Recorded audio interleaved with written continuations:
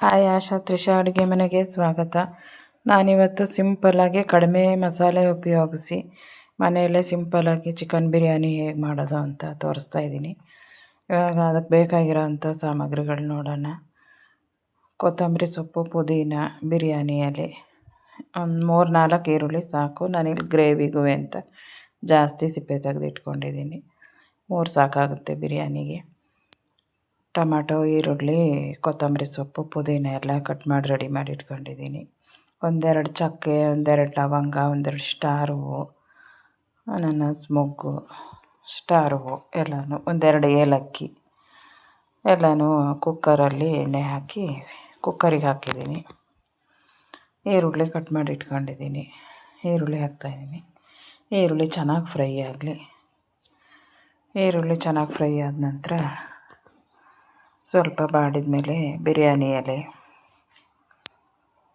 1-2 ಹಸಿಮೆಣ್ಸಿಕಾಯಿ ಹಾಕ್ತಾಯಿದ್ದೀನಿ. ನಾನಿಲ್ಲಿ red colour ಮಾಡ್ತಾಯಿದ್ದೀನಿ ಖಾರ ಪುಡಿ ಉಪಯೋಗಿಸಿ. 1-2 ಟೇಸ್ಟಿಗೆ ಹಾಕ್ಕೋಬೋದು ಹಸಿಮೆಣ್ಸಿಕಾಯಿ. 4 ಬಿರಿಯಾನಿ ಎಲೆ, 1-2 ಹಸಿಮೆಣ್ಸಿಕಾಯಿ, ಪುದೀನ ಒಗ್ಗರಣೆಗೆ ಹಾಕಿರೆ ಚೆನ್ನಾಗಿರುತ್ತೆ. ಆಮೇಲೆ ಹಾಕಿರೆ ಹಸಿ ಸ್ಮೆಲ್ ಇರುತ್ತೆ. ಒಗ್ಗರಣೆಗೆ ಪುದೀನ ಹಾಕಿ ಚೆನ್ನಾಗಿ ಬಾಡಿ ಸ್ವಲ್ಪ ಆಗುತ್ತೆ, ಟೇಸ್ಟು ಚೆನ್ನಾಗಿರುತ್ತೆ.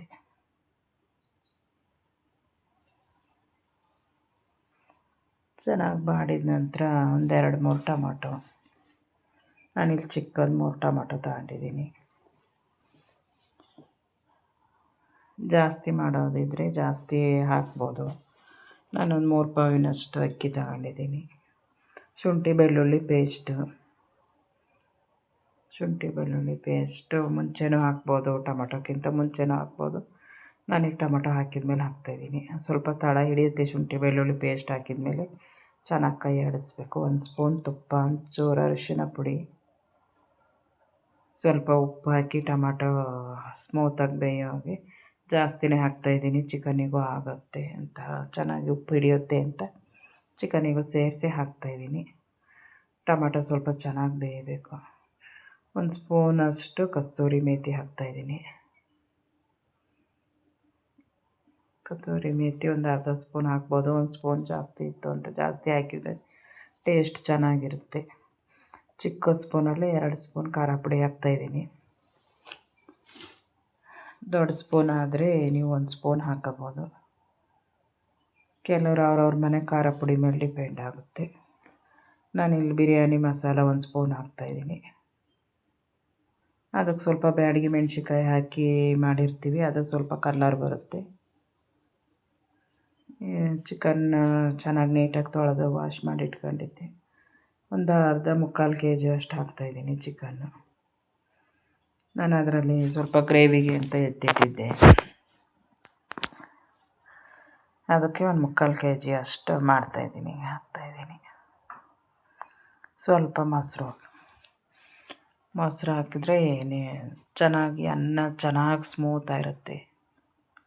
ನಾನಿಲ್ಲಿ ಮನೆ ಅಕ್ಕಿನೇ ಬಳಸಿ ಮಾಡ್ತಾಯಿದ್ದೀನಿ. ಮನೆ ಅಕ್ಕಿನೇ ತೊಳೆದಿಟ್ಕೊಂಡು ನೆನೆಸಿಟ್ಕೊಂಡಿದ್ದೀನಿ. ಮನೆ ಅಕ್ಕಿ ಆದರೆ ತಂದ ಅಕ್ಕಿ ಆಗಲಿ ಚೆನ್ನಾಗಿ ಸ್ಮೂತಾಗಿ ಆಗುತ್ತೆ ಮೊಸರು ಹಾಕೋದ್ರಿಂದ.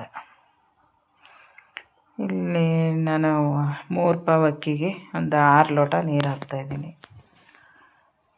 6 ಲೋಟ ಸಾಕಾಗುತ್ತೆ. 3 ಲೋಟಕ್ಕೆ 2 ಲೋಟ ಮಾಡಿದರೆ 4 ಲೋಟ ನೀರು ಹಾಕಿದ್ರೆ ಸಾಕು.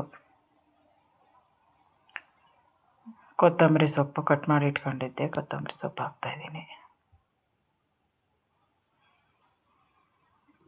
ಚೆನ್ನಾಗಿ ಕುದಿ ಬರಲಿ. ಈಗ ಹೋಟೆಲ್ಗಳಲ್ಲಿ ಅಲ್ಲೆಲ್ಲ ಬರೀ ಹಸಿಮೆಣ್ಸಿಕಾಯಿ ಇದು ಹಾಕಿರ್ತಾರೆ. ಅದೆಲ್ಲ ಮಸಾಲೆ ಜಾಸ್ತಿ ಇರುತ್ತೆ, ಮೆಣಸೆಲ್ಲ ಹಾಕ್ತಾರೆ. ಅದೆಲ್ಲ ತಿಂದರೆ ಆಗಲ್ಲ ನಮಗೆ. ಈಗ ಸಿಂಪಲಾಗಿ ಈ ಥರ ಕಡಿಮೆ ಮಸಾಲ ಹಾಕಿ ಮಾಡ್ಬೋದು. ಇದಕ್ಕೆ ಟೇಸ್ಟು ಅಂದರೆ ಬಿರಿಯಾನಿ ಪೌಡ್ರೇ ಟೇಸ್ಟು. ಮನೆಯಲ್ಲೇ ಮಾಡಿಟ್ಕೋಬೋದು. ನಾನು ಮುಂದಿನ ವೀಡಿಯೋದಲ್ಲಿ ಅದನ್ನು ಹಾಕ್ತೀನಿ. ನೀರು ಕುದೀತಾ ಇದೆ, ಅಕ್ಕಿ ಹಾಕ್ತಾಯಿದ್ದೀನಿ. ಟೇಸ್ಟ್ ನೋಡ್ಕೊಂಡು ಉಪ್ಪು ಖಾರ ಹೇಗಿದೆ ಅಂತ ನೋಡಿ ಹಾಕೋಬೋದು. ನಾನು ಚಿಕನ್ನಿಗೆ ಬೇಯುವಾಗ ಹಾಕಿದ್ದು ಮಸಾಲೆಗೆ ಉಪ್ಪು ಇನ್ನೊಂದು ಸ್ವಲ್ಪ ಹಾಕಂಡೆ. ಅಕ್ಕಿನೂ ಚೆನ್ನಾಗಿ ನೆಂದಿದೆ. ಒಂದೇ ವಿಷಲ್ ಸಾಕಾಗುತ್ತೆ ಅಕ್ಕಿ ನೆಂದಿರೋದ್ರಿಂದ. ಕೆಲವರು ಒಬ್ಬೊಬ್ಬರು ಒಂದೊಂದು ಥರ ಟೇಸ್ಟ್ ಮಾಡ್ತಾರೆ, ಒಬ್ಬೊಬ್ರ ಕೈಲಿ ಒಂದೊಂದು ಥರ ಟೇಸ್ಟ್ ಆಗುತ್ತೆ ಬಿರಿಯಾನಿ. ಈ ಥರ ಮಾಡಿ ನೋಡಿ, ಇದು ಸಖತ್ ಚೆನ್ನಾಗಿರುತ್ತೆ. ಟೇಸ್ಟ್ ಅಂತೂ ಸಖತ್ ಚೆನ್ನಾಗಿತ್ತು, ನೀವು ಟ್ರೈ ಮಾಡಿ. ಚೆನ್ನಾಗಾಗಿದೆ. ಇದು ಅಕ್ಕಿ ಆರಿದ ನಂತರ ಮನೆ ಅಕ್ಕಿ ಏನು ಮೆತ್ತಗಾಗಲ್ಲ, ಸ್ವಲ್ಪ ಬಿಸಿ ಇದ್ರಲ್ಲಿ ಹಂಗೆ ಅನಿಸುತ್ತೆ. ಆರಿದ ನಂತರ ಚೆನ್ನಾಗಿ ಓದೋದ್ರಾಗಿರುತ್ತೆ. ನೀರು ಅಷ್ಟೇ ಬೇಕಾಗುತ್ತೆ. ಮನೆ ಅಕ್ಕಿ ಆದರೂ ತಂದು ಅಕ್ಕಿನ ಆದರೂ ಡಬಲ್ಲಾಗಿ ಹಾಕಬೇಕಾಗುತ್ತೆ. ಬಿರಿಯಾನಿ ಸಖತ್ ಚೆನ್ನಾಗಾಗಿತ್ತು, ನೀವು ಟ್ರೈ ಮಾಡಿ. ಚಿಕನ್ ಬಿರಿಯಾನಿ ಪೌಡರ್ನು ನಾನು ಮುಂದಿನ ವೀಡಿಯೋದಲ್ಲಿ ಹಾಕ್ತೀನಿ. ದಯವಿಟ್ಟು ಸಬ್ಸ್ಕ್ರೈಬ್